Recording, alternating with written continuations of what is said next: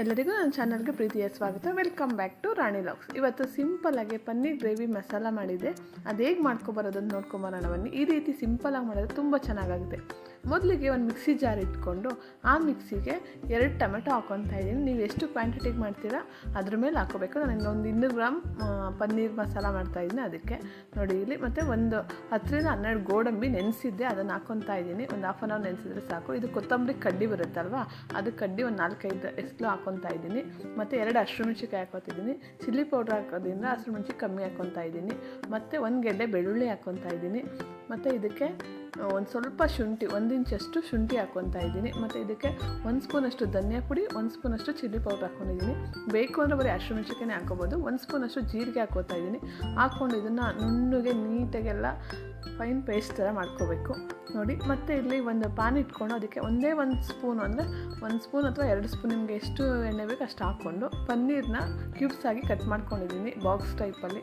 ಅದನ್ನು ಚೆನ್ನಾಗಿ ಇದರಲ್ಲಿ ಫ್ರೈ ಮಾಡ್ಕೊತಾ ಇದ್ದೀನಿ. ಈ ಟೈಮಲ್ಲಿ ಒಂಚೂರು ಉಪ್ಪು ಖಾರ ಹಾಕ್ಕೊಂಡ್ರೆ ಚೆನ್ನಾಗಿರುತ್ತೆ. ಇಲ್ಲಿ ಸಾಲ್ಟ್ ಹಾಕೋ ಸ್ವಲ್ಪ ಸ್ಕಿಪ್ ಆಗಿದೆ, ನೀವು ಹಾಕ್ಕೊಳ್ಳಿ. ನೋಡಿ ಒಂದು ಅರ್ಧ ಸ್ಪೂನಷ್ಟು ಇದಕ್ಕೆ ಚಿಲ್ಲಿ ಪೌಡ್ರ್ ಹಾಕ್ಕೊತಾ ಇದ್ದೀನಿ. ಈ ಚಿಲ್ಲಿ ಪೌಡ್ರ್ ಹಾಕ್ಕೊಂಡು ಚೆನ್ನಾಗಿ ಫ್ರೈ ಮಾಡ್ಕೋಬೇಕು ಇದನ್ನು. ಇದಕ್ಕೆ ಬೇಕು ಅಂದರೆ ಬಟರ್ ಹಾಕ್ಕೋಬೋದು. ನಮ್ಮನೇಲಿ ಯಾರೂ ತಿನ್ನಲ್ಲ ಅನ್ನೋದಕ್ಕೋಸ್ಕರ ಎಣ್ಣೆ ಹಾಕ್ಕೊಂಡು ಚೆನ್ನಾಗಿ ಫ್ರೈ ಮಾಡ್ಕೊತಾ ಇದ್ದೀನಿ. ನೋಡಿ ಇಲ್ಲಿ ಈ ಥರ ಫ್ರೈ ಮಾಡಿಕೊಂಡ್ರೆ ಸಾಕು. ಇದನ್ನು ಸಪ್ರೇಟ್ ಒಂದು ಪ್ಲೇಟಿಗೆ ತೆಗೆದಿಟ್ಕೊತಾ ಇದ್ದೀನಿ. ಈ ಥರ ಒಂಚೂರು ರೋಸ್ಟ್ ಆದರೆ ಸಾಕು. ಇವಾಗ ಮತ್ತೆ ಅದೇ ಬಾಣಲಿಗೆ ಇನ್ನೊಂಚೂರು ಬೇಕು ಅಂದರೆ ಎಣ್ಣೆ ಹಾಕ್ಕೊಳ್ಳಿ. ನಾನು ಇನ್ನೊಂಚೂರು ಹಾಕ್ಕೊತಾ ಇದ್ದೀನಿ. ಅದಕ್ಕೆ ಒಂಚೂರು ಎಣ್ಣೆ ಹಾಕ್ಕೊಂಡು 1 ಪಲಾವ್ ಎಲೆ, 1 ಚಕ್ಕೆ, 1 ಲವಂಗ, ಸ್ವಲ್ಪ ಕರಿಬೇವು, ಮತ್ತು ನಿಮಗೆ ಅದನ್ನು ಚೆನ್ನಾಗಿ ಫ್ರೈ ಮಾಡ್ಕೋಬೇಕು. ಒಂದೇ ಒಂದು ಬಟ್ಲು ಈರುಳ್ಳಿ ಅಂದರೆ ಒಂದು ಚಿಕ್ಕ ಗೆಡ್ಡೆ ಈರುಳ್ಳಿನ ಕಟ್ ಮಾಡಿ ಸಣ್ಣದಾಗೆ ಅದನ್ನು ಹಾಕ್ಕೊಂಡು ಚೆನ್ನಾಗೆ ಕಂದು ಬಣ್ಣ ಬರೋವರೆಗೂ ಚೆನ್ನಾಗಿ ಫ್ರೈ ಮಾಡ್ಕೋಬೇಕು. ನೋಡಿ ಇಲ್ಲಿ ಅದನ್ನು ಫ್ರೈ ಮಾಡ್ಕೊಂಡಾದಮೇಲೆ ಇಲ್ಲಿ ರುಬ್ಬಿರ್ತೀವಲ್ವ ಆ ಮಸಾಲಾನ ಇದಕ್ಕೆ ಹಾಕ್ಕೋಬೇಕು. ಹಾಕ್ಕೊಂಡು ಅದನ್ನು ಚೆನ್ನಾಗಿ ಎಣ್ಣೆ ಬಿಟ್ಕೋಬೇಕು. ಅಲ್ಲಿವರೆಗೂ ಚೆನ್ನಾಗಿ ಫ್ರೈ ಮಾಡಬೇಕು. ಬೇಕು ನಮಗೆ ಈ ಟೈಮಲ್ಲಿ ಸ್ವಲ್ಪ ಮೊಸರು, ಕಸ್ತೂರಿ ಮೇಥಿ ಎಲ್ಲ ಹಾಕ್ಕೋಬೋದು. ನಾನಿಲ್ಲಿ ಹಾಕ್ಕೊಂಡಿಲ್ಲ, ಸಿಂಪಲ್ಲಾಗಿ ಮಾಡ್ತಾಯಿದ್ದೀನಿ.